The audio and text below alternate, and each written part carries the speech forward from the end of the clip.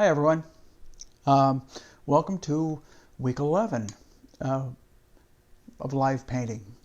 Every week I try and do something a little bit different than I've done the week before, so I don't want to get repetitive because I know there's a lot of artists out there that have varied interests, many figurative, many landscape, some even cityscape, some seascape. So I'm trying to tackle a little bit of each one of those. As you may have seen in the past. And since I did a figure last week, I thought I would do kind of a landscape. And since we can't be out on location, the next best thing is to rummage through my old references that I photographed. And it's really interesting when you do that. Your vision of what will make a great painting changes. And mine changes from year to year to year, or from month to month for that matter. And I've learned over the years to look for potential in subjects as opposed to looking at the subject for exactly what it is and trying to replicate that 100% accurate. For me, it works best if I look at whatever subject, if I'm on location or if I'm working from a piece of reference, look at that subject for what I can do with it, how I can make it mine, how I can make it more personal. What's the vision that I see this becoming? And I happened to go through, and when I was cleaning, I think our garage or the studio, I ran across this old photograph that I photographed probably about 38 years ago when we were in the Cotswolds. We've been back several times since. But I've always been fascinated with that area, and I've done paintings of that area. But I found this photograph from a little town called Bybury, and it's very flat. It was an overcast day, very flat, but all of a sudden I realized I could turn that into something a little bit more interesting. So with that said, I'm going to go ahead and paint and try and talk while I paint, and we will try and get to any questions that anybody asks as we go along, okay? So I had this is the original photograph, a little 5x7 I had made. I just had a big, large print made of it so I could see it a little bit better. But it's a row of houses across from this hotel we were staying in. And I always thought it was kind of neat. So what we're going to do to begin with is kind of get some indications up there. We're going to start with basically where the buildings go. And these are all, as I've used this term many times, kind of placeholders. In other words, I may move them, I may change them. I find that when I work plein air, I do that even more. So there's a tree here. I don't want to spend too long on the drawing. I want to get the proportion, the perspective, and the positioning. And that's basically what I'm doing here. And as I paint, if I do notice that I have messed up, which I very possibly may, on some of the perspective particularly, I will correct it. These great old stone row of houses that were there, and every now and then we'd see a person pop out and take a walk. And I think right where I was standing when I photographed this, because I painted in this area before, was a trout pond. Kind of interesting. So we get placement of these gables, kind of just approximate. I may move them. Again, everything isn't exact. I may change. I may feel the need to. And the proportion of the photograph is not the same proportion as the 18 by 24 piece of hardboard that I'm working on. This is toned kind of a neutral color. If you look at it, my flesh tone is a little bit more red. So I like to work off neutral colors, but occasionally I'll work off a bright color. So get a little gable here. There's another right here. I don't want to spend too much time on this drawing, because I end up changing it anyways. A chimney right here. There's a tree behind, which I'm going to maybe move to the right just a little bit. Some other little trees. The horizon here. A tree, I kind of like that tree, but I kind of want to move it a little bit. I think, well, maybe I'll keep it about here. I don't want it in the center. And then the block of trees up in here, I'm just going to put some marks in as to where I want them. And that's probably about it. We'll go down here, get this. There's another really kind of nice full tree that overlaps right about in here. Not quite. I'm going to make this tree a little larger. It is actually a little larger, so I'm not just making it. I see it as being a little bit larger. Another little rooftop gable sits right about there. Roof line. This goes up here, and there's a nice tree shape sitting right here. Another kind of spindly tree out in here. A little piece of architecture way back there. Chimney, tree overlapping. And I'm going to bring the front of that out a little bit more. This gable, down, roof line. There's another little roof line right here I see. Little cabin down below. And bottom. This is just a little bit of blue and ultramarine blue and brown. It's usually what I sketch with.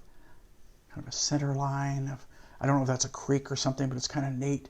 And then the bottom of this, there's some brush right in here. And a lot of brush in here. I'm going to have fun with this, right? I know I'm going to deal with that and the reflection thereof, which comes down here. That's all we're going to do. So, taking a little bit more time than I wanted, but we're going to start with the sky. I'm going to keep that sky very, very yellow, and not a intense yellow. I'm staying with a little bit of a Naples and white, and we're going to kind of get a nice bright sky in. The sky is the lightest part, along with the reflections of the sky, of this painting, or of this image. And so with that in mind, I want to make sure I get that sky in.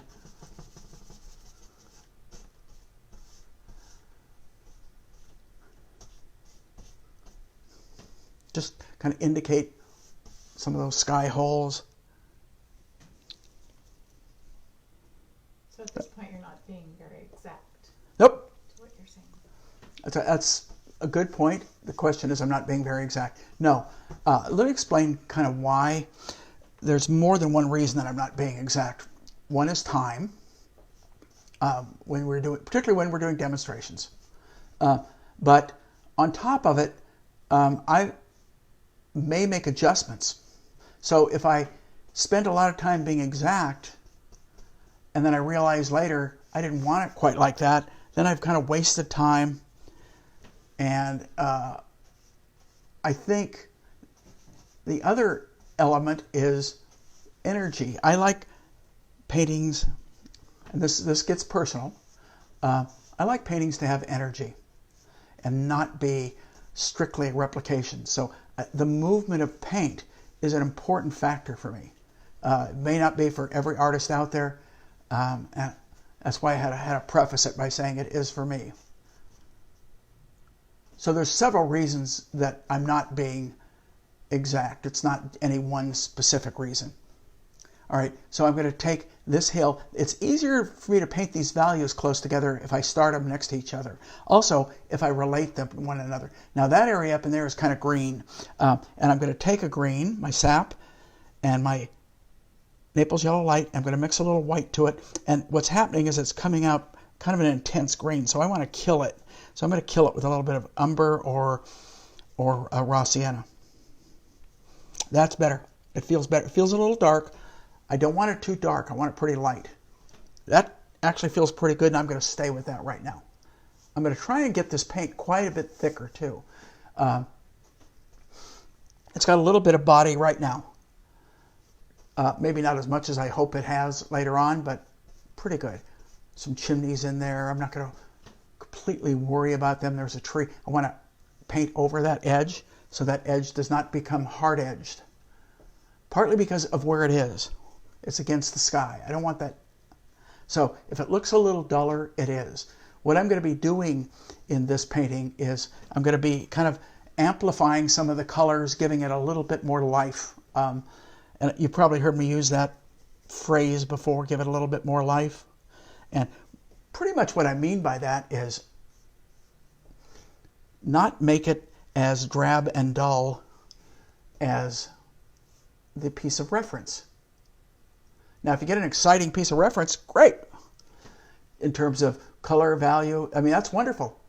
I work off of those, but very often I like these kind of muted. This is, a lot of people may know this, may not know this. This is considered more what is referred to as tonalism. Because it's not, tonalism is when there's not a tremendous amount of light and shadow. And you're reading the piece because of the tonal breakups and the value pattern, not so much because of light. So we're going to keep that in that same. Now I want to put these trees in too, but I want them a little darker than this, but I don't want them real dark. I don't want them anywhere near as dark as they appear there. They're in the distance. They're in the background, and because they're in the background, I want to make them stay in the background. I do not want them jumping out at us. I want the house and the reflections and kind of this foreground to come out, and then I want to be able to move back to this, go up, feel that go back, and then feel this sit way back there. Now that may be, it's not too bad. That's actually not too bad. It's a little bit of, it's umber, it's the green, and I'm going to throw a little more umber into it. I don't like to come up with just, and I like to use this brush. I can be very quick and effective with it. Effective is an important word that kind of everybody should kind of keep in their head, because when you're painting, you want the marks that you make to be effective. I don't want to overpower them, so I can get some energy into that tree a little bit and just barely let. Now my paint is just about the right consistency, so I can let a little of it go down, or I can push it like this. I can go either way with it. And what I'm doing in the beginning, and this is always, is you're guessing. I like to use that word. It doesn't sound as highfalutin as estimating, but I'm literally guessing the color and value that I think this should be. And I may, later on, as often happens, realize that it is not quite what I want. And I may want to change it. But another reason, I can keep that nice, fresh characteristic. And pick up a little more umber and a little more green. I'm mixing white to it, a little bit of yellow, a little bit more green. I want a little darker right in here as it goes down. I don't like that. It's a little too brown, so I threw some blue. It's a little darker down in here. I don't even know how you can see with that photograph. Yeah. I don't know if you guys heard, but Anna says, I don't know how you can see with that photograph. This photograph's been beat up. It allows a lot more interpretation, let's put it that way. Meaning that I can change things a little bit if I need to, because it's not as clear. Now, if I'm doing a portrait, I want a clear, beautiful, clear photograph. If I'm just doing a figure, and I want that figure to be a little bit more impressionistic, then I don't care if it's extremely clear. But boy, for portraits, you want them as clear as could be. That's almost a must. So here we have this other little tree, gets a little darker. I'm mixing in and out of the same pot of green, brown color, sometimes a little lighter, but I'm constantly just adjusting that color. Okay, so we got a little bit of that. I'm going to put a little bit of color movement in that tree back here. It's another little edge of a tree right there. A little bit more Naples because it wasn't bright enough. Let's try it one more time.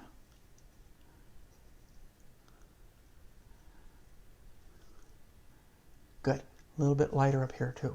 It's like that sunlight is almost bleaching it out a little bit. Okay, we're going to leave that alone. Let's go over to the other side, do the same thing on the other side real quick. I don't want to spend too much time. Want it very close to the ground plane color. Just a little darker. Will you go back in and pick out some sky shape? If I have time. If I have time, I will go back.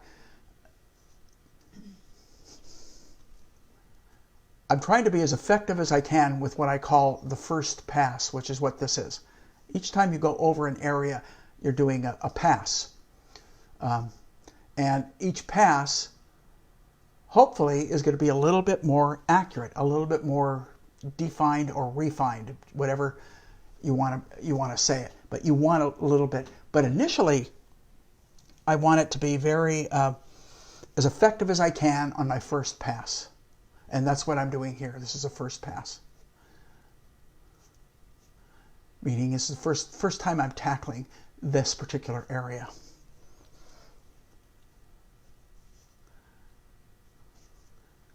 A little even lighter. When it gets out into that bright light, it really gets... Let's see what we can do with this. Yeah, it's lighter. Good.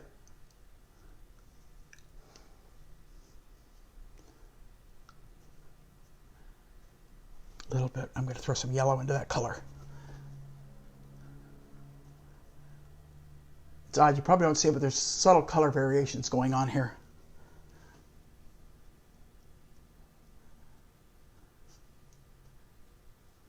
Okay.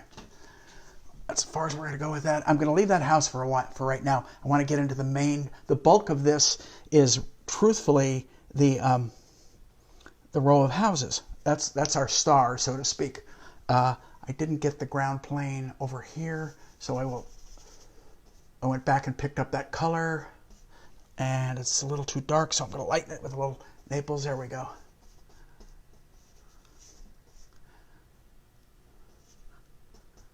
Okay. There's a tree back behind, so I'm coming forward. That tree is right here. And it's really it's got some warm into it. I actually just picked up a little of the cad red light into that green.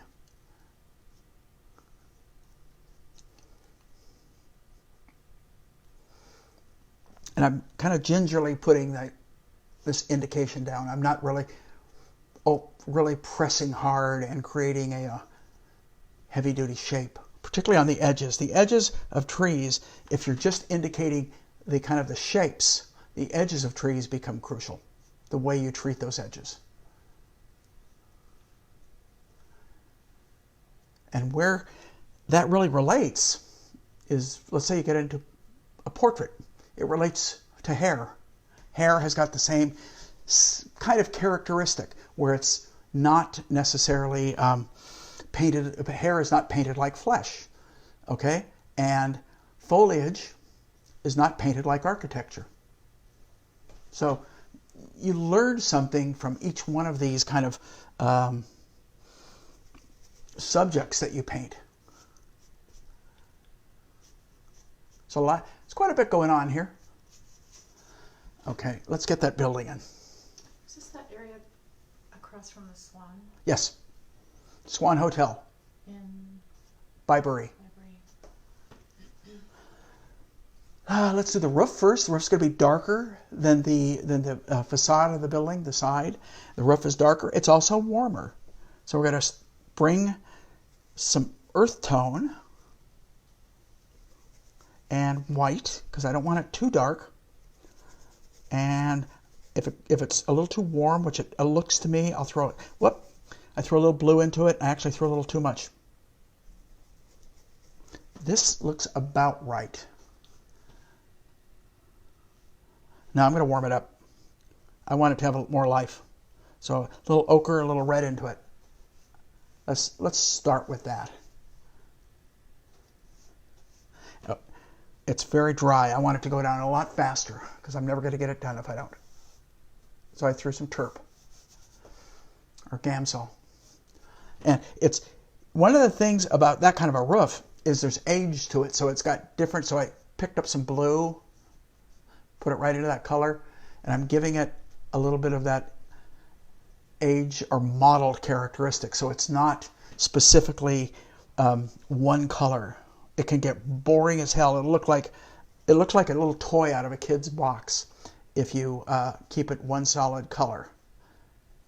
Particularly when you're doing age things such as this. The top of this gable, these tend to be a little darker. And it's because it's not facing the sky as directly. Because it's not facing the sky as directly, it isn't going to get as much light. Even though it's not sunlight or bright light, it's still light. It's skylight. Okay, let's go up to the main part of the roof. I want a little grayer on it. Boy, if I can get some interesting color variations in that, all the better. All the better. Throw a little more blue into it. That's probably a little too light. Let's get a little bit more warm. There we go. Little ochre's coming through now. A little more red. Anything I can do to create a more interesting tonality and color variation within the value of that roof will add to the character of the building. So this has got a lot more blue in it. If you look at it, you can see right there. Just put some strokes in. I'm constantly remixing colors. So I'm mixing sometimes a little blue, sometimes a little brown or earth tone. And for this earth tone, what I did is I actually took some asphaltum and I mixed it with some burnt umber. So Chuck taught us at the beginning and wanted to know what type of board you're working on. Oh, I'm working on a piece of gessoed hardboard. It's like masonite, basically. It is basically masonite. I work on it a lot. I like it. I like the surface a lot. I like linen a lot too, by the way. And canvas. Pretty much everything. Yeah, I work on birch a lot also. Sounds like I'm going a little crazy with stuff, but I work on a lot of different surfaces, and I like the variety. I hate the uniformity of always feeling like I have to have this brush, I have to have this surface. Years ago, and I'm talking years ago, by the way, when I say it, there was I was illustrating in LA, and there was an illustrator, and I remember he and I had a talk one time about working and tools, and he had an interesting take on things. He said, I want to be good enough where even if I were stuck on a desert island with just the minimum amount of tools, I could produce good art. And that's obviously, it stayed with me. The concept of that, the thought of that has stayed with me because I remember it. I tend to have a lot of sympathy for that kind of attitude. I hate to be handcuffed, and the same as with mediums for that matter. I like watercolor. It's fun. Gouache is fun. Acrylic is a kick. Drawing, pastels are fun. I don't do that many of them anymore. I have a lot of those other mediums. But I like them. And every now and then I will play, and every now and then I'll have a student in class, enroll in a class, and that's what they're into, and I'll pick it up and mess with it, and it's almost like a rediscovery of something that you've done in your past that you went, wow, I kind of missed that. That's really fun. Diana wants to know about asphaltum. What's the color and what brand? You know, I use Gamblin, and I've used two different. I can't remember the other types of asphaltum I've used. I wish I could tell you, but it's a very dark color. It's usually a little darker than an umber. And in the Gamblins, it's dark, and it's very, if you hit it with white, it's very warm, even warmer than a burnt umber. But I've also used asphaltum in other brands where it's gotten very green. So I think, to a degree, it depends upon the brands that you use, all of which are kind of interesting. Like I say, I like to just play around and try different things. So I'm going to go a little darker with this roof line. I see there's a roof line right here. Oh, that's good. We're about 25 minutes into it. So now we're going to get, if I have to, I think I'm going to need to pop that roof more. I have two ways of going with that. I'll show you what I mean by that. One of the ways is to take the trees behind and make it a little bit darker. And the other is to make the roof a little bit lighter. And I'll probably do a little bit of both. Okay, a little darker. Now I'll take that roof line and a little raw sienna into that. Let's see what this does. I don't even know, but it may be a little too strong. It's a little more yellow, but it's okay. Kind of like it. It gives a little variation. We'll hold it, not mess with it too much more. Now we're going to go to the side planes. Very cool. Cooler here, a little warmer here. Cooler here. All right? Now that's probably due to where it's facing and what the sky might look like, because what in essence is happening is it's getting what we call skylight. This may be too dark. It's a little green. It's a little too green. Throw a little bit of alizarin in there to temper that green down. That feels better. I want it just a touch lighter.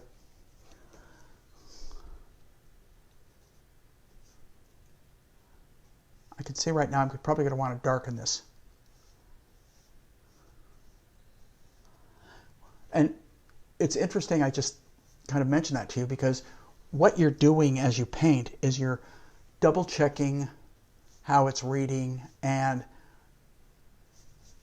I've painted enough where I can actually look at something when I first put it down and go, whoops, nope, that's not what it needs.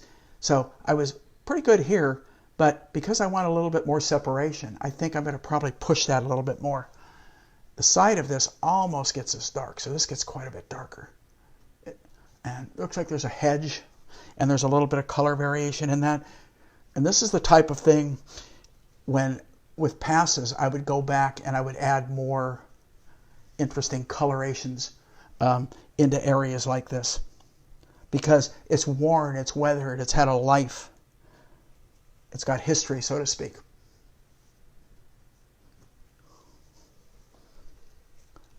I want to get a little bit of tone variation right there. Maybe a little bit up in here. It's going to be the chimney up in there. Okay, we're going to leave that alone. It's easy to dwell on things for a long time. And so I'm trying to keep moving. And I'm going to go a little warmer and a little bit lighter. It's probably as light as I want to go on that.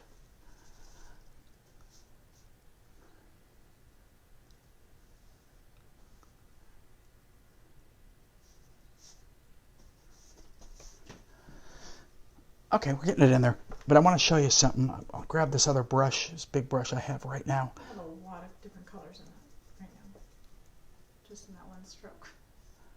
I want to get those trees just a little bit darker back there, and I can't seem to get it. I just tried it there. That's better.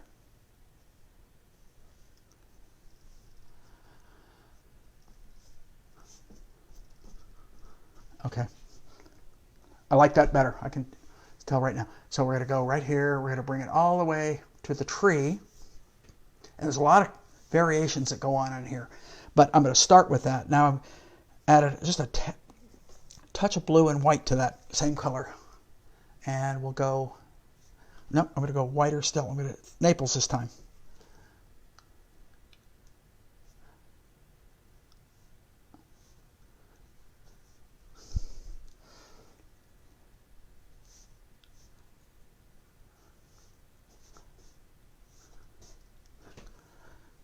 Want some variations in there. So that got a little too brown, and to temper the brown, I use the ultramarine blue.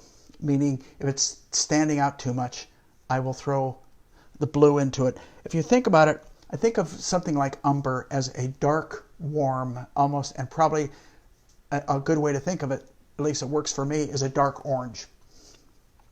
So to tone down a dark orange, you want to throw blue into it. It's complement.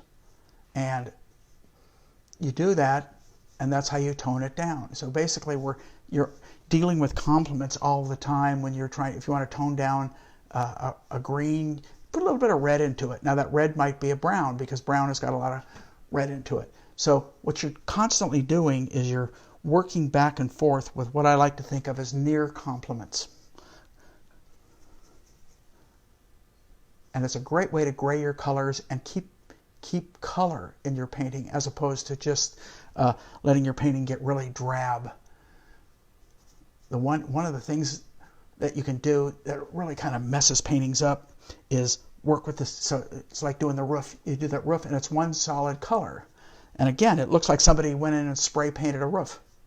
And it doesn't have the history or the character that exists in reality. And we can give things more character if we want. And that, again, that's individual. If that's what you want, do it. If you think something needs more of something, you can try it. If it doesn't work, try something else. And don't be satisfied until it's where you want it.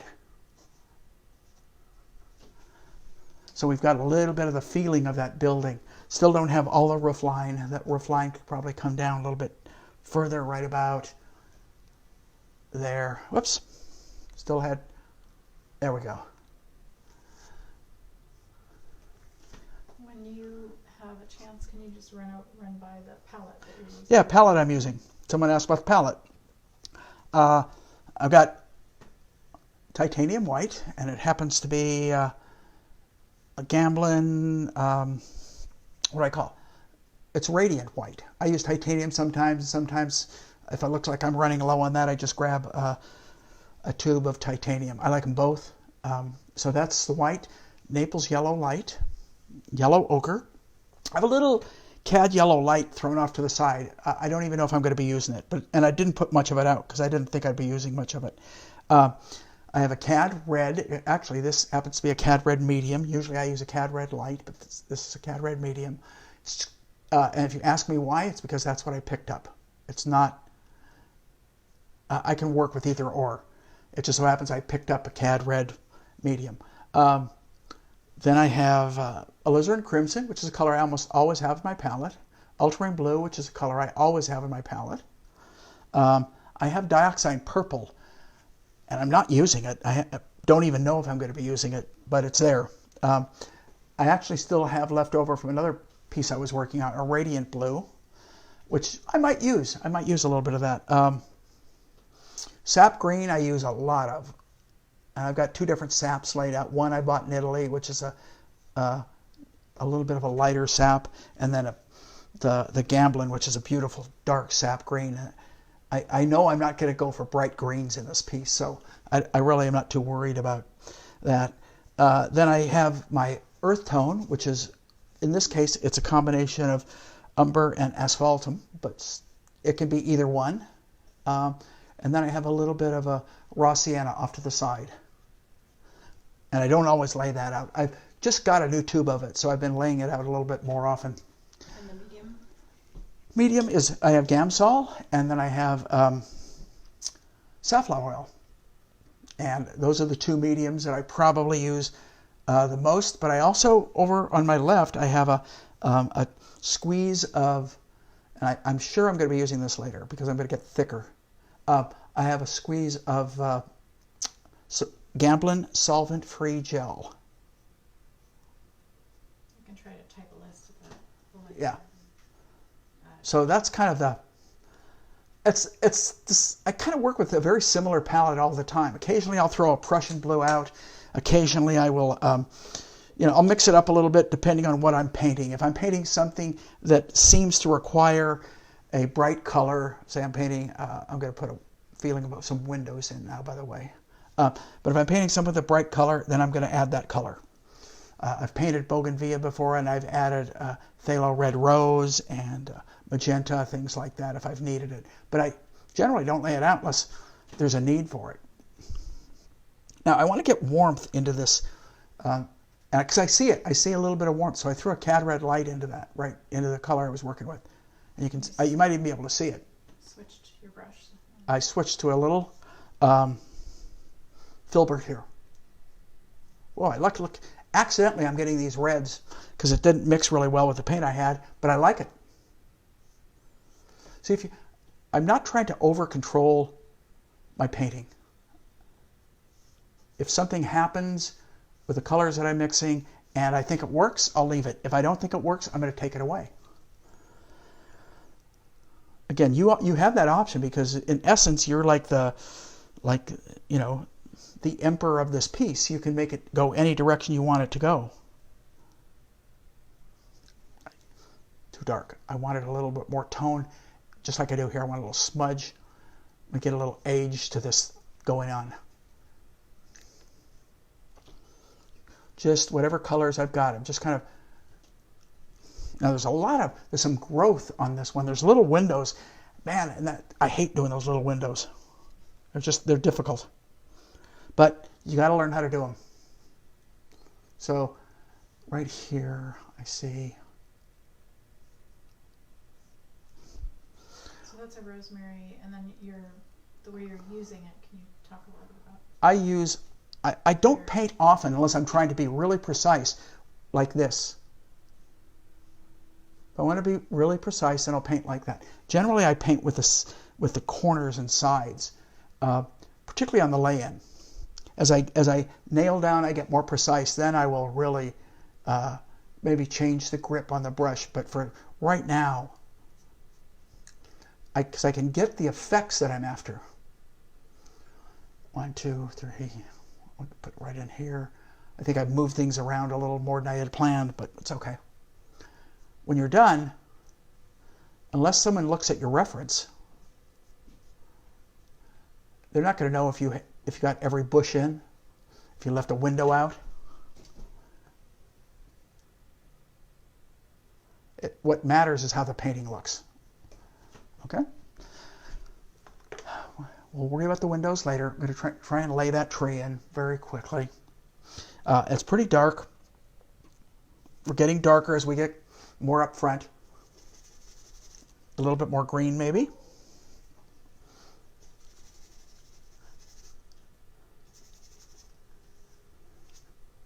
Oh, I like that stroke.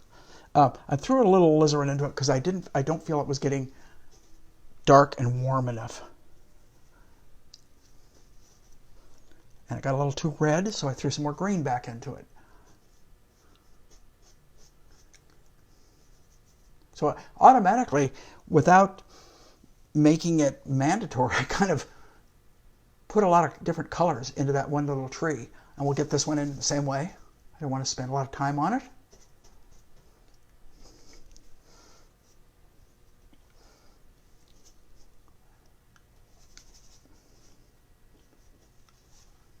I see more color on the edges.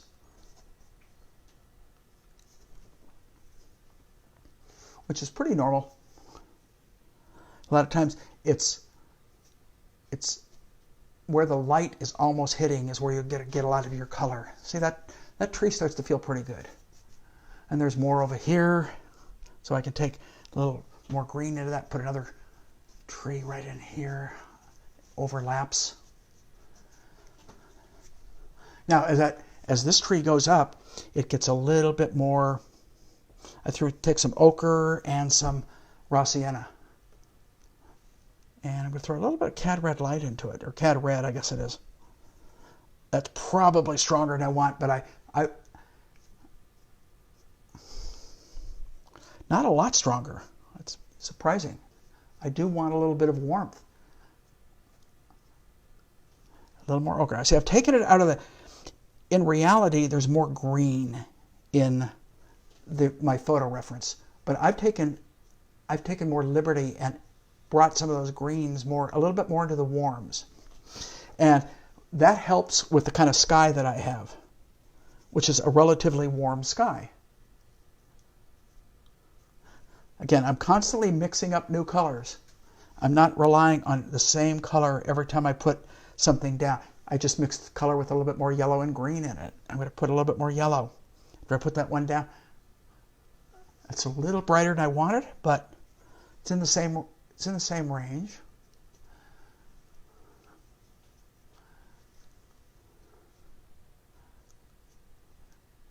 paint this way with the brush, and you can get more character in that foliage rather than trying to kind of overpower it, paint every little dot. I've seen people paint them like little dots, and it's just not as effective.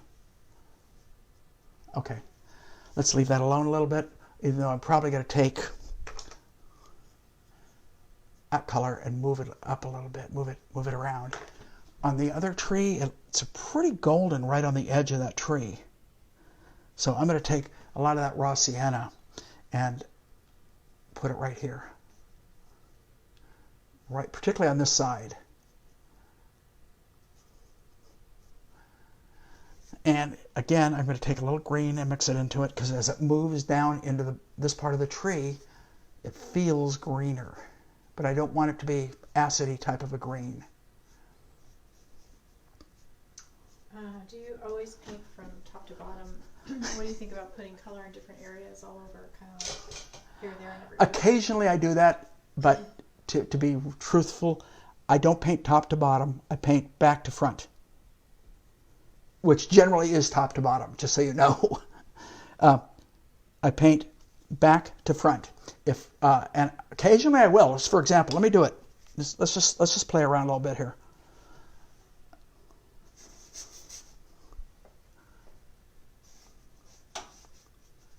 You can do that.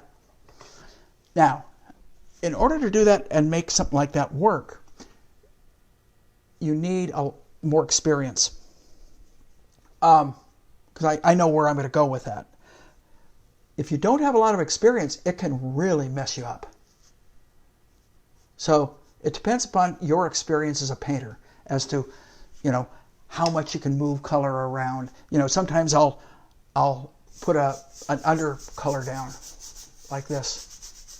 I wasn't planning on doing this, but let's just do it anyway. Okay. Now, to make that make some sort of sense, we want to go back to that kind of green color. When you have a red, any sort of a red down underneath your greens, what happens is you will never paint them too acidy, because it'll automatically look green. Now, the other thing that's happening is I'm getting color mixed in. I'm getting some of that warm mixed into this. Look at that. Kind of fun, huh?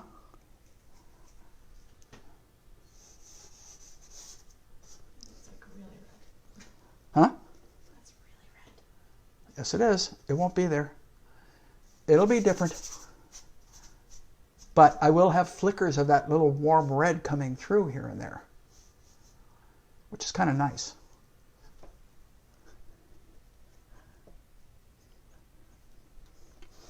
Of course, the only problem is I just cost myself more time.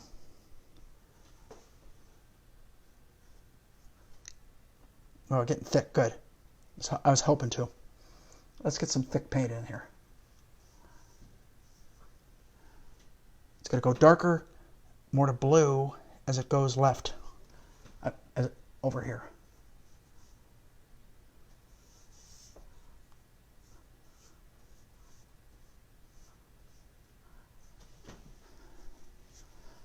I kind of like some of that. Let's see what happens. I have no idea how this is going to turn out. You guys are,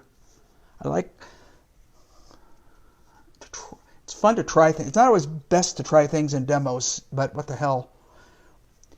I always say either it's going to come out or it's not. It's that simple. Got to get a little bit. When I get thick like this, I use the solvent-free gel because I can just lay it down. Look at that. Just lay it down like right on top without really messing it back into that paint too much.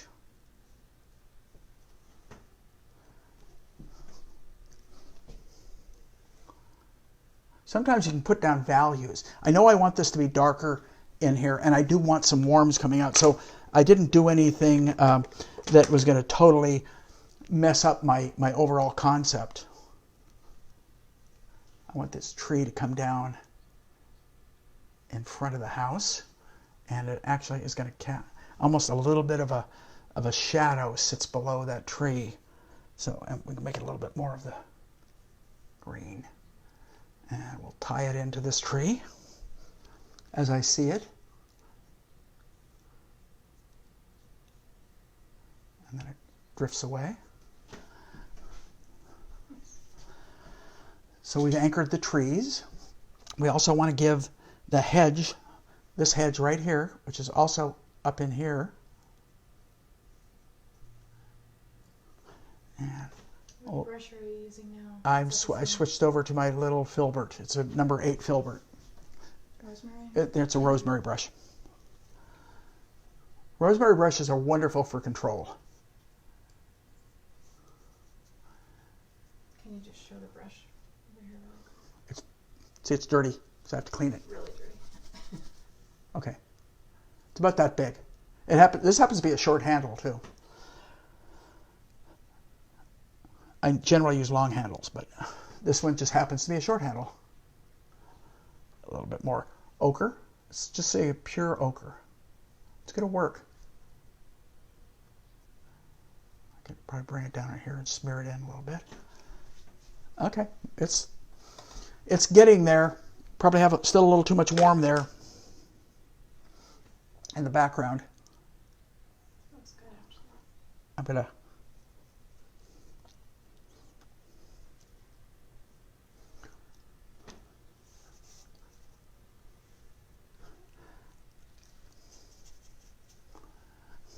take some blue and some white, because blue makes it darker. White, a little bit. Oh, look at that. Oh, is that a pretty color? It's probably too strong, but I like it. Let's see how it ends up working. It's starting out one way. It may end up another way.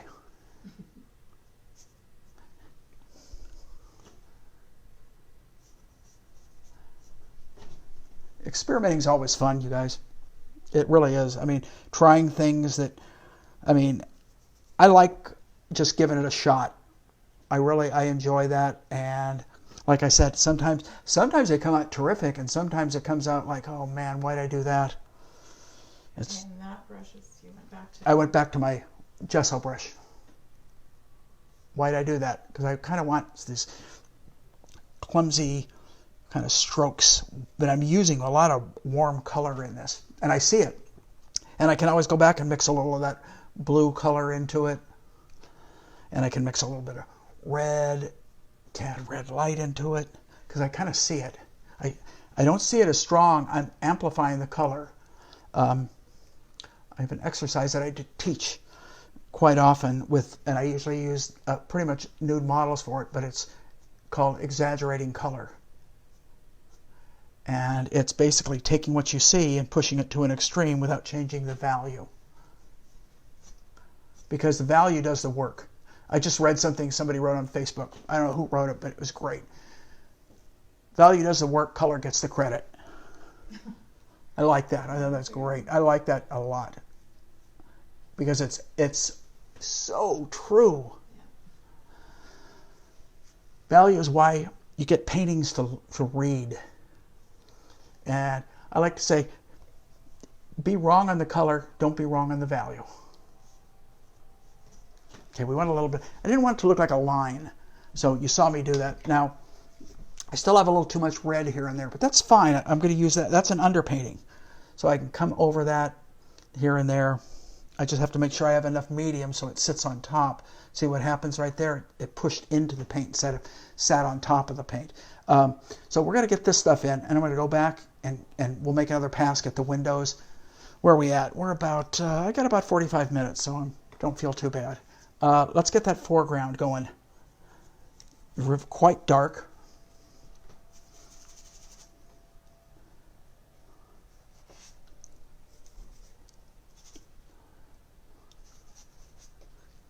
Are there exercises you would recommend to learn how to use one brush in so many different ways? Yeah, absolutely. And it was suggested to me years ago. So again, I know I've mentioned Don Putman, and he said, try a painting where you only use one like this. Paint an eye with that brush. Oh, geez. And what it teaches you is how to just use just the right edge of that brush, and it teaches you that you can't always have the same kind of paint consistency, because all of that makes a difference. So the exercise that I'd recommend is, and paint a painting with just one brush.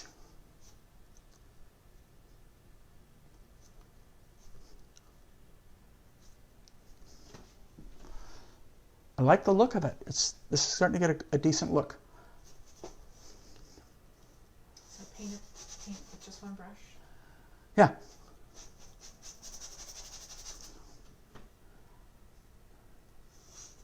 Now I want to throw some blue into that. I don't want it to just be red. So I took some ultramarine and some white. Whoa, is that weird? Let's try it. And that's for what? Just I don't want this to be all one color. I'm going to get some real thick paint as we kind of go towards finish on this foreground. Kind of this area in here.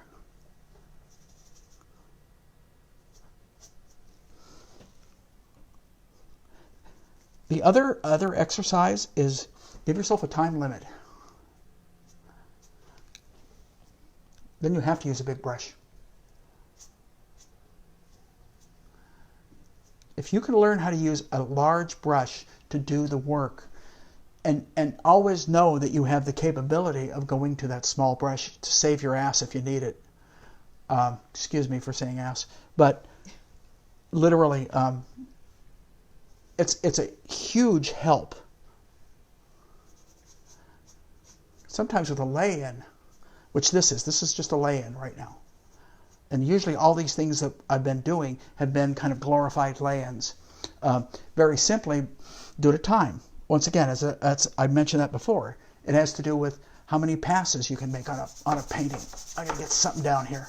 So what size brush would you recommend? Depends on what size painting you do and what you're painting. Yeah. Bigger the better. You work with work with a number 10. You know? On a larger canvas? It doesn't matter. No, not necessarily. 1620. This is 1824. So, but the larger brush will teach you how to use the brush. And I'm not telling you I don't use a large brush on every aspect of every painting I do.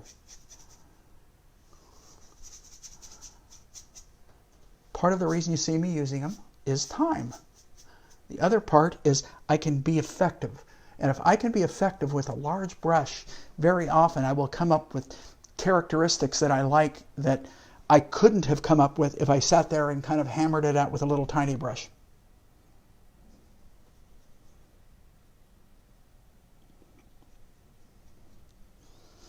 Okay, I mixed up some more green because I want to go a little bit stronger here. Let's try this. Let's come right down and hit some negative spaces in here. Oh, I like that. Paint into paint. Look at that. Paint into paint. Not paint next to paint. That's probably one of the bigger mistakes that people make is they paint like they're doing a mosaic. Yet I do know, and I won't even mention, I know a couple artists and that's how they paint. They do beautiful work. Again, if you go back to that line that I used many times, that intent, if you know what you're trying to achieve,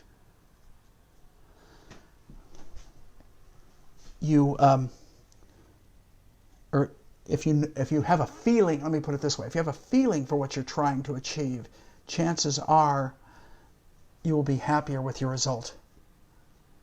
Rather than, like, I know I want thick, gooey paint in that area, and I'm starting to get the look that I'm after. Now, that water is going to reflect the sky, but there is cool in the water also. So I'm going to clean the brush I was just using as best I can. And I'm going to take some white, and I'm almost, geez, I had a pile of white there. I'm almost out. I'm going to take a little bit of the radiant, maybe a little turquoise, or not turquoise, a little ultramarine. And let's put some blues in here. A little bit more ultramarine, and we'll get some of that blue sneaking out. Also, we have a little on the violet, a little bit of a violet. Haven't used violet yet, but I happen to see it back in here. And it's what it's doing is it's defining the bank. So below this violet is the reflection, and above it is the bank.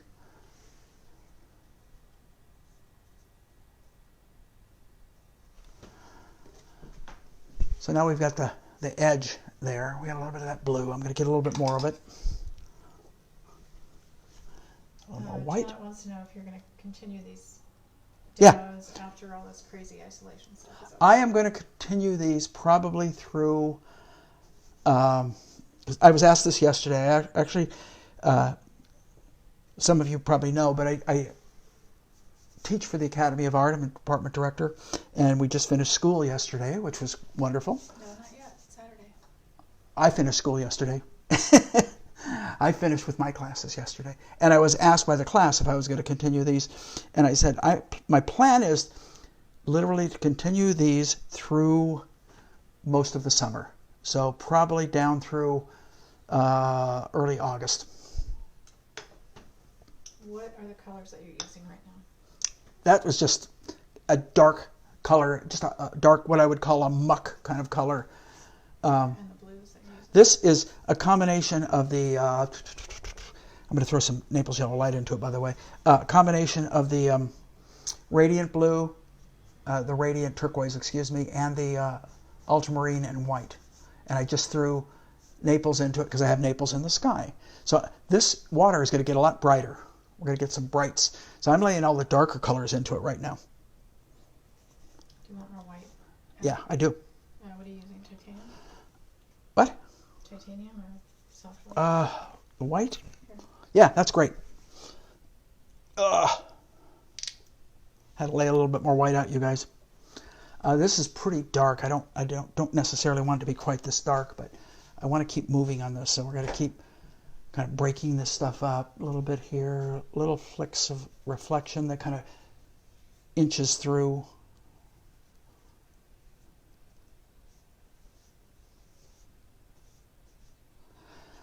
Yeah, and I'm open for suggestions for what anybody's interested. If I think I can do it, I'll try it. If I don't think I can do it, I'm not going to try it. I'm game. I'm just not stupid, you guys. So Ray, I missed the beginning. Are the brand colors the same? Or I'll try to type up. The brand, I generally use probably more Gamblin than any of the other colors. I probably should get a honorarium or something from them for saying that. But I generally use more Gamblin. I do use some Utrecht, old Utrecht colors. I have some Winsor Newton colors. I think the white I just laid out was, what was that? You saw it. I just grabbed it. Okay. It was Is that Winsor Newton? Graham. No. Graham. M. Graham. I try different colors a lot. Generally, I have colors I like, and most artists do. And truthfully, I have not used, what do you call it? Not the ultramarine. I haven't used the dioxide purple for a long time, and I just recently decided, I was in the art store, and I went, hey, I think I'm going to pick up a tube of that. And so I started using it, and I find I like it, but I don't overuse it. It's a powerful, powerful color. Oh, I know what it was. I was painting a purple car for my Cuba show, and there's no way I could mix that purple. And so I remembered from school the dioxide purple. And so I went and I picked it up, and man, it solved the problem. But it's a powerful, powerful color. It's a very strong, if you just mix white with it. It's not a bad color to dilute with. So Steve Gray wants to know if you consider yourself a gambling man. See, Steve's a cartoonist, and he comes up with cartoon statements. Yes, I do. Well, I was born to be a gambling man, by the way, Steve, just in case.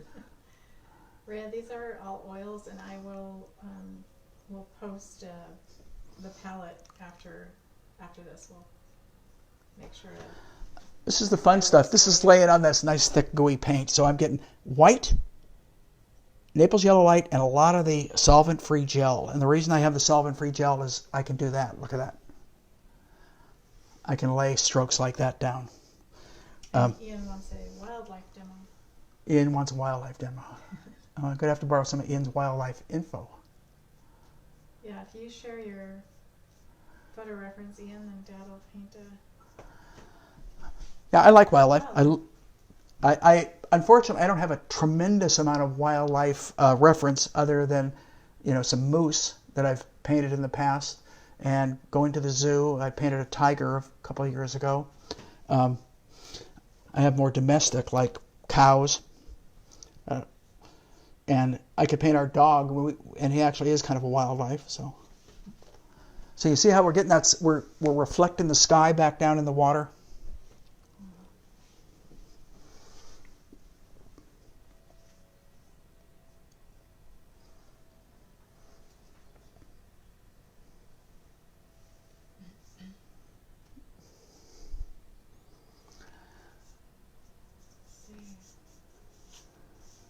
Now I've got this nice color underneath, and if I don't paint everything and some of that color comes through, it's probably not going to hurt.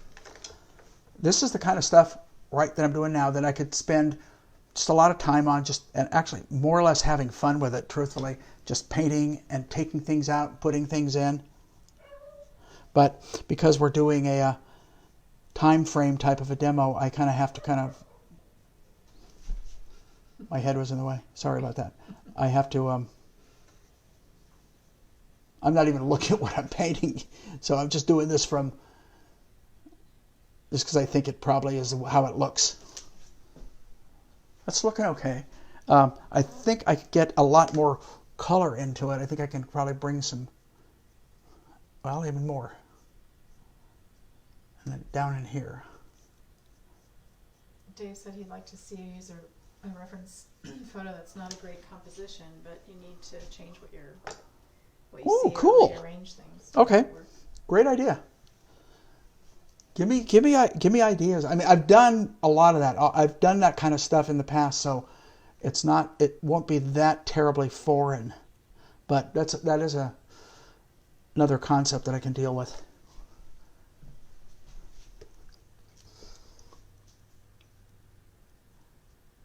Can also do a night painting from a day shot, or a stormy, cloudy painting, rainy painting.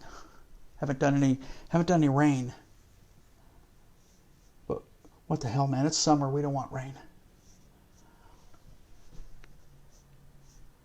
Okay, let's leave that alone for a little bit. At least a little bit here.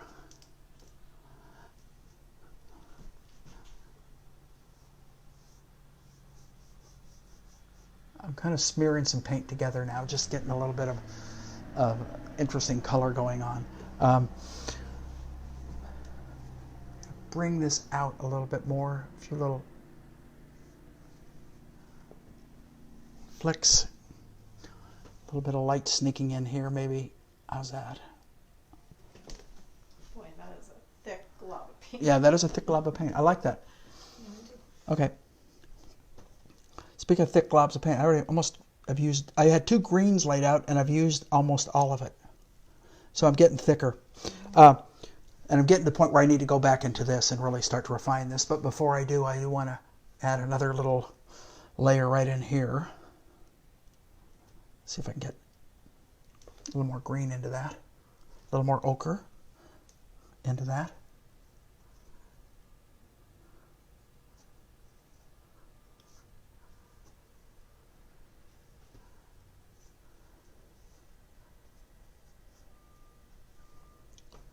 I got to get back. I don't know what I'm doing until okay, I could see I could get a little bit more light right from the sky right here.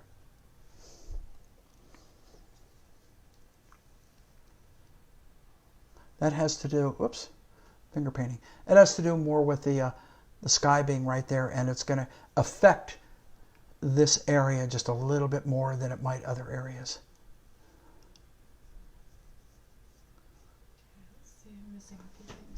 So we're getting a ground plane. I'm trying to move. So if I see something like this, I might pick it up again over here, where it disappears behind. Up in here, a little bit more variation. Break up some of these.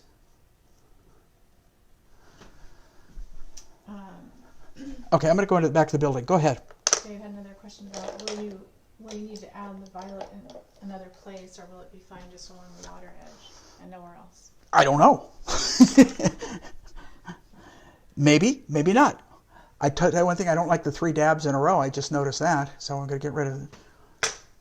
But I've really got the need now to get these windows in. So we need to go back to the building and start to make it make a little bit more sense.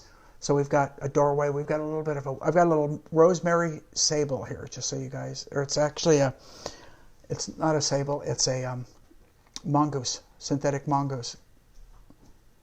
I consider a portrait brush. About what size? It is, I don't know. It's, what size is it? You want a real number, don't you? I'm just asking. 4. It's a 4. It's that big.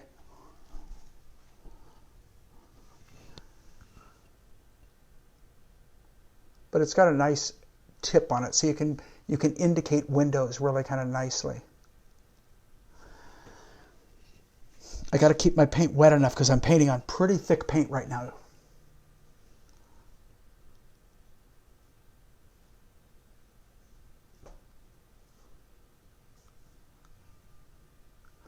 See, there's a lot more scuffing in there. I could actually take some of the blue and kind of beat that up a little bit more.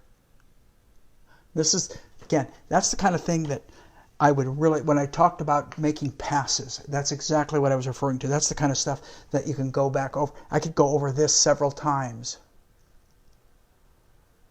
Let's clean up the roof line. Clean up that roof line. And then there's 2 really kind of cool looking windows in that. So let's, kind of in the center. So let's go, first of all, this comes down further. And then we got our windows. We got one here and one right next to it. And one down here. And a bigger one down here. Oh, that's a wobbly window. But you can see how it's starting to finish off the building, where the building before was kind of like a waiting. I'm going to put my little finger down here, just because I need to put an edge on that side of the roof. And I'm going to put my little finger down here. Okay. And we'll put those 2 windows in. They're a little higher. One about here. And one about there right next to it. And then one kind of hidden behind a bush back here. And then a couple small little, let's get that one in a little darker. A couple small little ones right here. 1, 2, there's a little sill above it. And I kind of mess those up. I'll see if I can clean them up a little bit later. Window right here, just a single window with shutters. Window, shutter, shutter. And windows down behind a bush, so I'll probably have to put that bush back in. Oh, there's a doorway right here too. It's great, a little doorway right. Pop. So you're just steadying your hand on your arm. Yeah.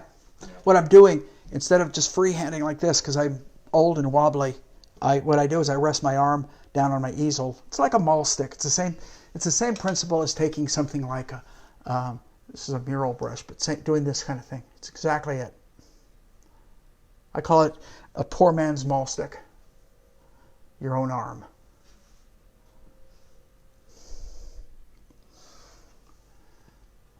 And a couple little windows over here. At some point, you could kind of get lost, and you just kind of, when I paint on a location like this, sometimes I just get lost and I just start making stuff up. Say if you're working from reference, you have the advantage of being able to go back and make things right. It's one of the kind of fun things about working on location is because you literally are editing. I mean, you just do not have the time very often to put everything you see in front of you in your painting. So you really have to make a decision as to what's going to be the most effective use of your time.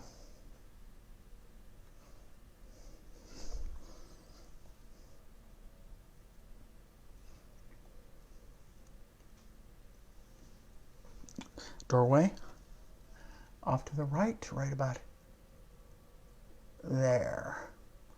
This comes down. So we got the feeling of the windows approximately. I don't like all this. I'm going to definitely do more here. We've got to put all the chimneys in, but I want to keep going to the right. We're going to go back to this building. Right here, we've got a little bit of a window peeking out from behind that tree. And then the roof line is quite a bit stronger. I don't like the sharp. There we go. So we got a window peeking out from behind. We got another little window right here. We got a window right there. And a little bit of an edge to that roof line. And let's see what else we got down here. We got another something back in here. You notice I said something because I don't know what the heck it was exactly. We have, oh, I like that. I'm going to take any brush I've got here, maybe this, it's light enough, a little lighter, a little bluer, and I have it's a little dormer back here. It's also a warmer, a little bit more violet in the color, right about there.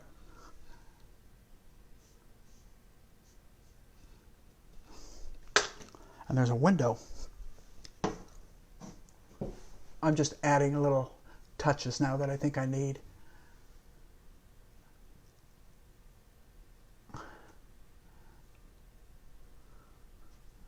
And what you're doing, I've mentioned this in the past, I'm adding busyness.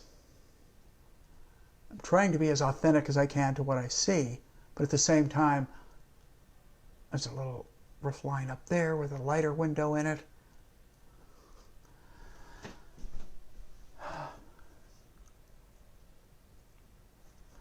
And a roof line down below it. Right, a light roof line, right, coming about, boom. That's good. Top of a window. The window's going to be a little bluer.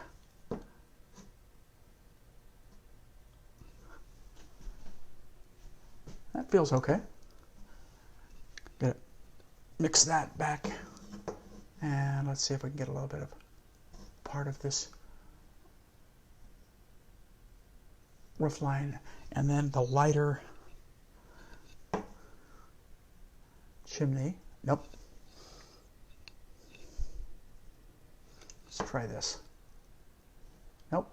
Oh, I don't know where that dark's coming from, but I'm going to leave it. I don't have time to fuss with it. Now I'm going to try and put these chimneys in. One right here. I had to add more white and more medium. Maybe a touch of the blue. Let's try it now. Because I want them a little lighter than that. That's about right. There's one. Oh, it comes down onto the roof. I see. And the second one is right about here.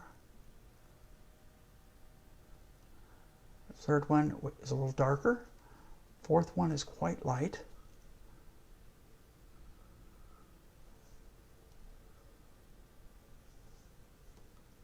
I think it's a little warmer. Throw a little bit more brown into it.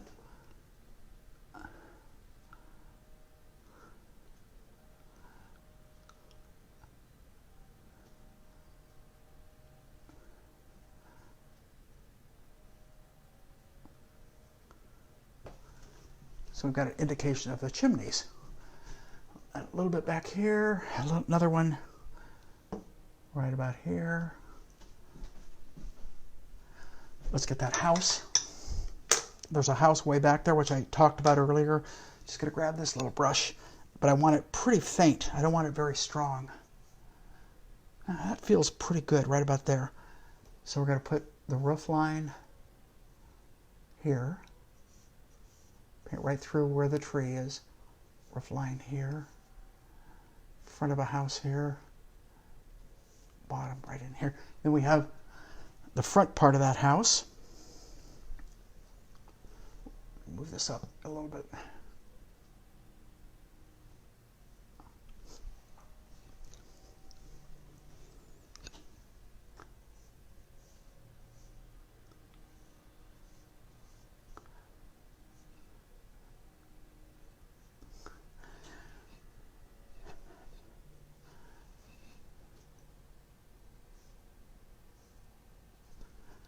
tree right in front of it. Comes up here.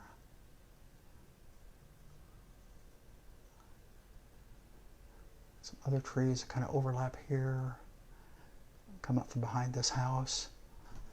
And we want to do a little bit of, take my liner, do a little bit of indication work.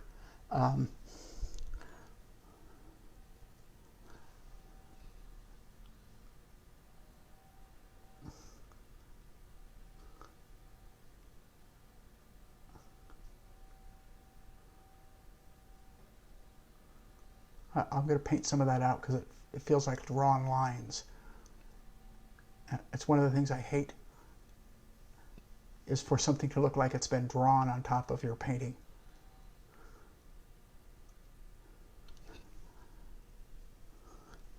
And what you do is you use the background.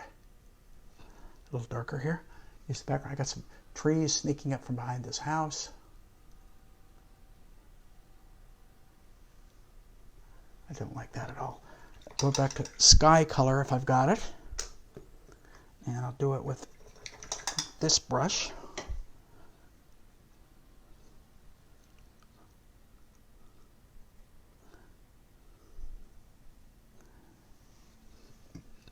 I think I'm about right here. And we'll break this up so they don't feel like lines.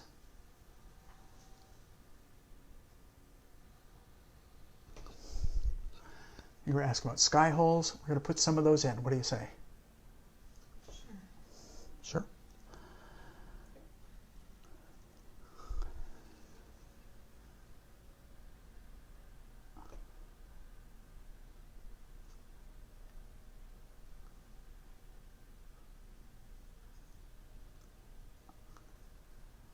Paint positives, paint negatives.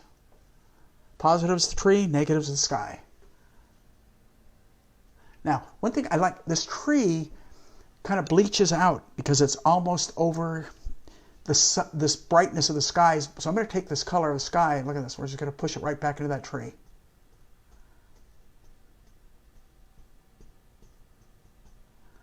And we're going to let it fade back to the other part of the tree.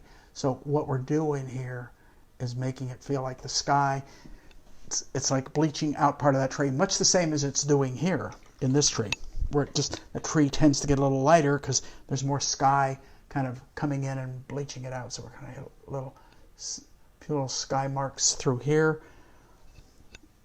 So we hit the positives earlier, now we're coming back with the negatives. And I might hit some in here.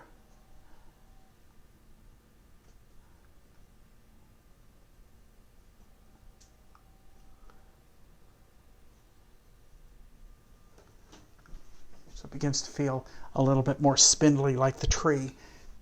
The more time you have, the more of this you can do. The less time you have, the less you do. And it's really, I just spotted this, another really cool thing. Tree trunks. From this tree, coming down there.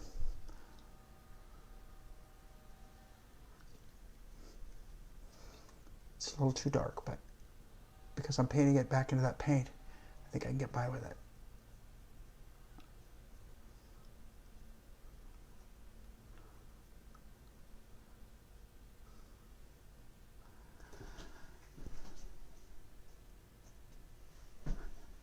And I'll show you another little thing. All these little things are popping in my head that I can kind of show things that I've seen that I'm going to say, let's show them how to indicate this. So we got a lot of, we're going to put some lights here. And then we're going to come in and we're going to paint the tree. Come on, let me get the grain. I got too much red in the brush. And we're going to come in and we're going to put a tree trunk. And another little pull, another pull. So what you do is you paint in one area and then you etch away some of the tree.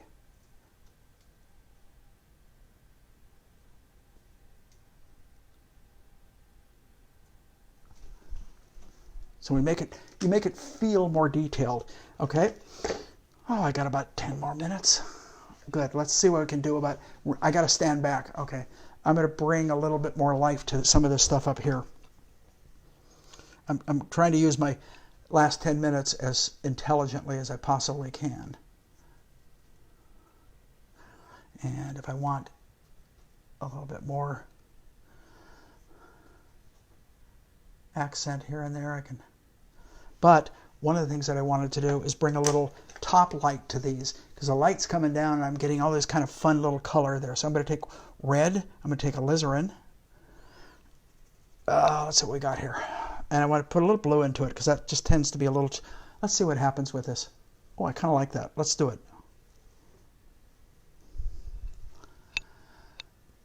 Now, what brush are you using there? I'm using a Rosemary Egbert. Egbert, long filbert, they call them sometimes. Again, I'm amplifying color from where it appears. And I've done that kind of throughout, if you think about it, because I did it with the sky. I started with that sky, and what did I do? I made it brighter.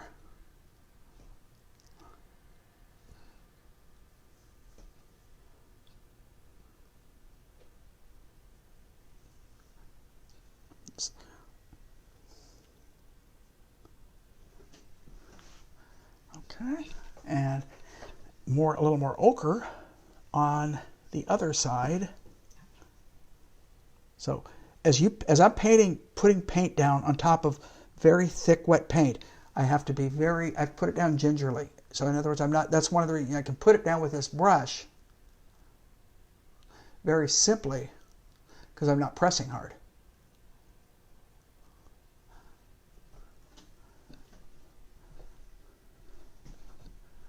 Okay, now I'm beginning to see all kinds of interesting colors.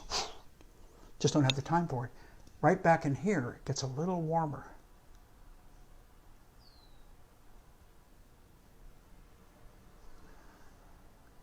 It's almost a little violet, but I'm going to bring that over on this side of the tree. Also, this particular tree, I can see part of the trunk. So we're beginning to separate part of that. Now I'm going to go up and batter the buildings a little bit more, do a little bit more to the rooftop, which is driving me crazy because it's a little bit simplified. I also want to hit the top of a couple of these, just as little indications. And there's brush coming out from behind that I can see. Wow, you can do all kinds of stuff here. Geez, if I had time, I could really fuss around on this forever. I may. By the time we're done, I may decide I want to go back into it for about 15 or 20 minutes. Again, because these are demos, I don't like to go in and over-finish. I like you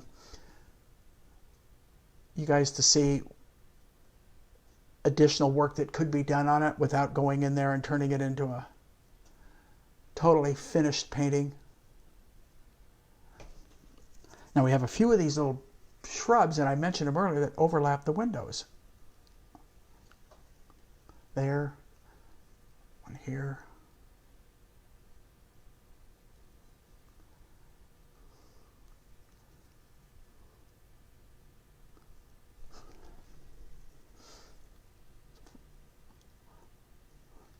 Fun stuff, everybody. I can play with a little brightening and lightening of color towards a couple of these where I see a little lighter. I brought the liner up for a couple of reasons. While I'm doing that, I'm going to mix a little terp with that color. We're going to come in and we're going to add just a little bit of a there, not in all of them, just a few.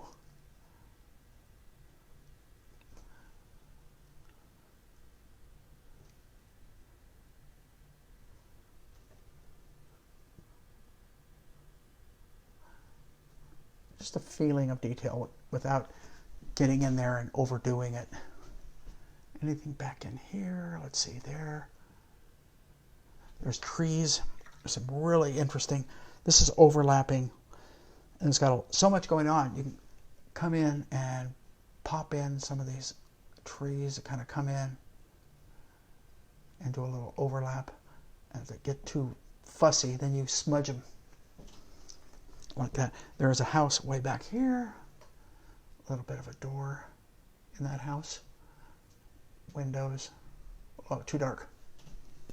But I'm going to live with it anyway.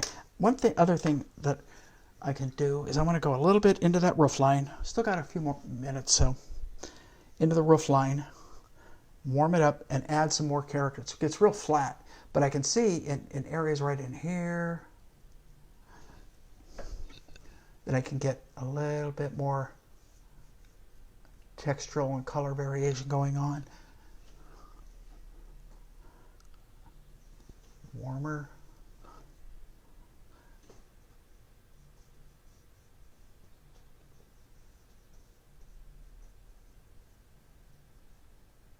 So you wouldn't necessarily try to indicate those because you're far enough away to where you don't really... Indicate what was that? The texture of the roof. No. First of all, I'm not doing that refined of a piece, so I want the texture, but I want the texture to be created through subtle color variations and subtle value variations, and not try and indicate every little tile that is on that roof.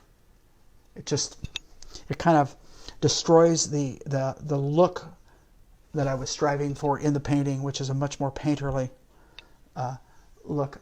So a little bit of light happens from the sky back in here.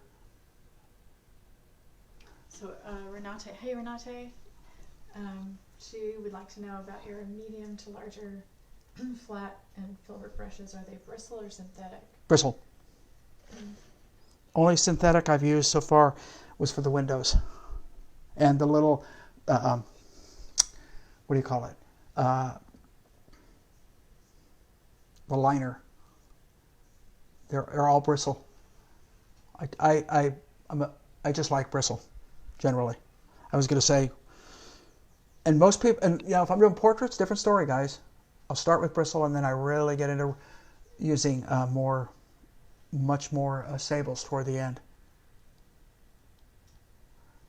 It has to do with the quality and character that you're after more than it does anything.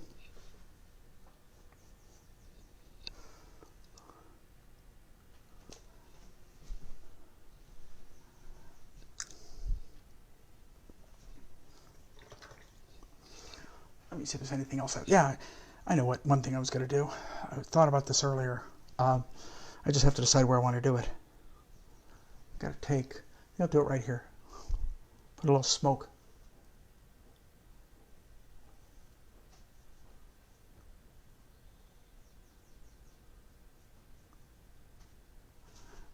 Coming out of that chimney. I don't like it. It's at a very severe angle now.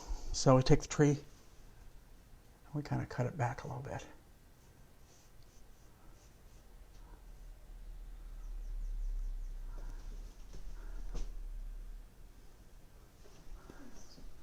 A little bit of a smoke coming out of that chimney.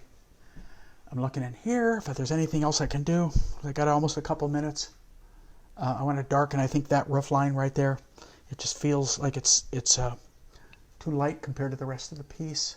So, and in essence, one of the things that happens, I just noticed it once again, as you revisit areas or you make additional passes, you will see things that you didn't see the first time because you're being a little more picky.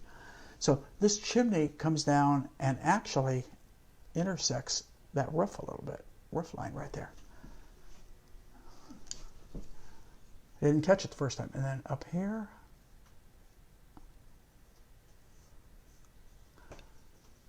side darken this stuff. This is where you can go back into your, and back in here. Well, I like the thick paint in there. The only thing that I might do to really finish this off is get really kind of thick and gooey, where I just take, this is, you see that? I'm going to mix a little medium with it. That is asphaltum? That's the dark, yeah. And I can work with darks and lights and just kind of work them together really thick up in this area. And just get color within color.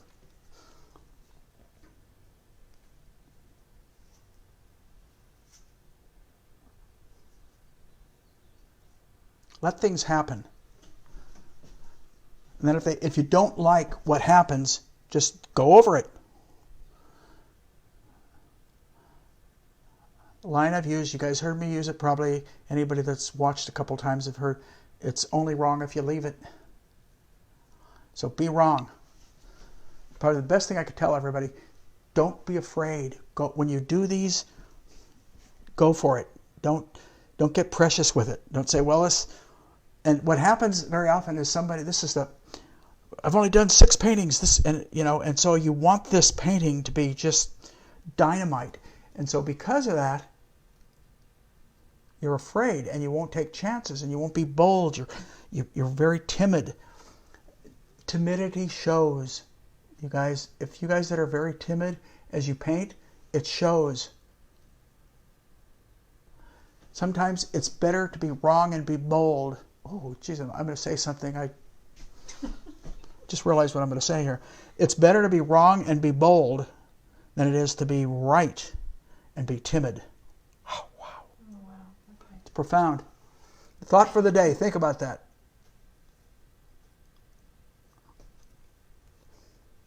I'm just almost like dancing this color on top. I don't know if that's a term, but I may have just invented a whole new one. So you remember how that red underneath too. This is pure impressionism.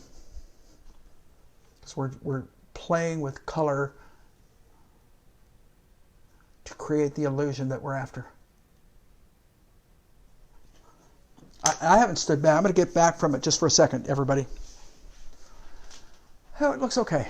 Sky's a little drab and dull. I don't like... I was going to ask, could you do anything else to this? I don't like that right there, so I'm going to fuss that. Yeah, what I might do to the sky, let's do one last thing, okay? I'm going to make the light come from here, right? So I'm going to take more white, a little Naples, but a lot more white.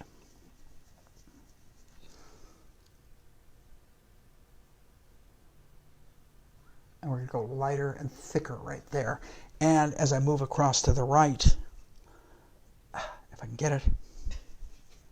Yeah, I'm almost out of paint, believe it or not. I can go a little more that way. That's further than I was planning on, but so what you do is your sky starts varying from warmer over to where the light is super bright, which is right.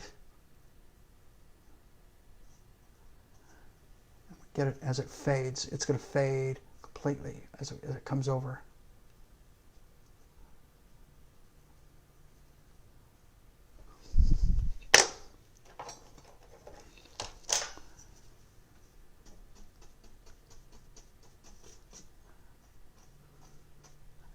We get lighter and lighter and lighter, and I could end up almost.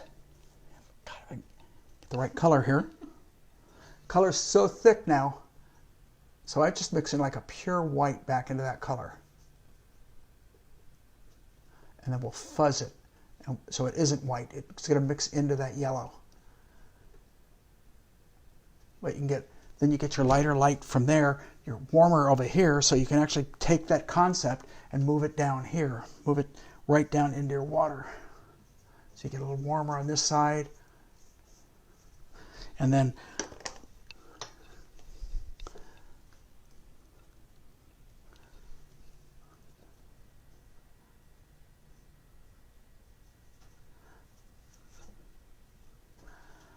you just brighten it up accordingly. You're going over time. Okay, everybody, I'm calling it quits. I'll probably touch it up for about another 15 minutes. I'll get away from it, and then I'll come back and look at it and do some touch up, and I'll post it at that particular time. But I like to keep the integrity of the concept of doing this in an alla prima hour setting. So if I have to put another 15 minutes into it, I might. But I don't like the idea of going back and turning it into a different kind of painting. If if I did a finished studio painting where I might be spending 15 or 20 hours, different story, because I'd bring things up much slower, but I'd still have the same kind of fun with some of the stuff. But I'd give myself more time to think in between. I know I told my students yesterday, one of the biggest difference between a very quick alla prima painting or a plein air painting where you might spend 2 hours, 2.5 hours, and a studio painting is thinking time. You have time, more time to evaluate.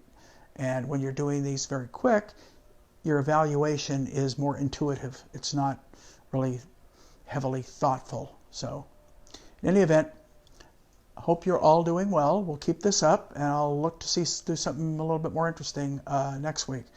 Always looking for new stuff. So until then, you guys, thank you all. I really appreciate you guys that do tune in and ask questions. It's really nice. It's a nice way to connect with the people that are painters and people that want to be painters and people that know painters and illustrators, ex-students, current students, new friends. Thank you again. Bye-bye. Stay healthy, everybody.